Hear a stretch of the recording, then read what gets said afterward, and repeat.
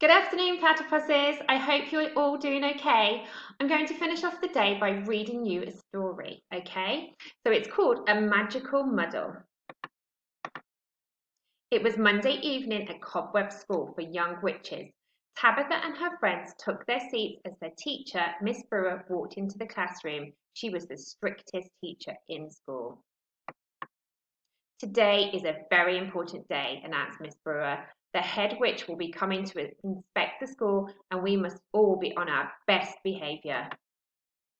Tabitha looked worried. She wanted to impress the head witch, but sometimes her spells went wrong.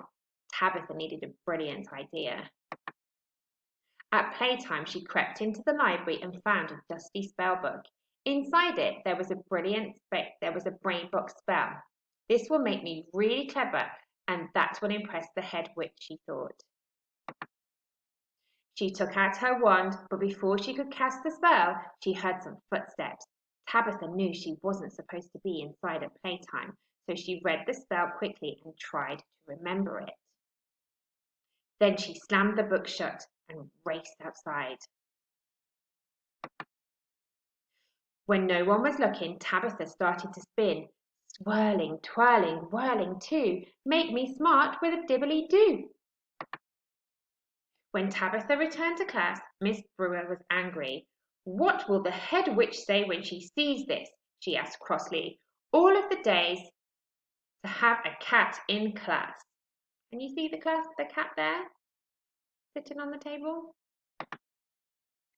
Tabitha explained that what had happened. I must have got the spell wrong, she said. Well, make sure you change yourself back into a witch before our special visitor arrives, said Miss Brewer, but Tabitha didn't know how. At lunchtime, Mimi offered to help Tabitha. I know the brain box spell, she said. If I cast it on myself, I will become clever enough to change you back. You see what's happening? Mimi started to spin. Swirling, twirling, whirling too, make me smart with a wibbly woo. And with that, there was a huge puff of smoke. Miss Brewer looked angrier than ever as the two young witches explained what had happened. I must have got the spell wrong, said Mimi. Can you see what's happened this time? Of all the days to have a cat and a zebra in class, said Miss Brewer, just make sure you change yourselves back into witches before our special visitors arrive. But Tabitha and Mimi didn't know how. When Miss Brewer left the room, Agnes offered to help. I know the brain book spell, she said. If I cast it on myself, I will become clever enough too to change you back. Oh, look what's happening. You see the pictures now? Agnes started to spin. Swirling, twirling, whirling too, make me smart with a hibbly-hoo. And with that, there was a huge puff of smoke. Miss Brewer's head looked like it was about to explode as the three young witches explained what had happened. Can you see what's happened this time? Oh my goodness, Miss Brewer does not look happy. I must have got the spell wrong, said Agnes. Look what's going on now. I'll help, said Freya from the back row. Swirling, twirling, whirling too, make me smart with a ribbly-roo.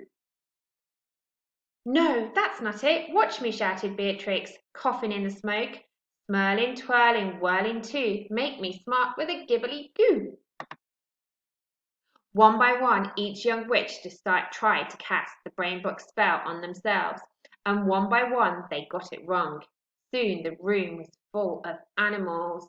Oh my goodness, look how cross Miss Brewer looks. What do you think is going to happen in the story? That's enough, shouted Miss Brewer sternly. Do I have to do everything myself around here? She took out her wand and started to cast a spell.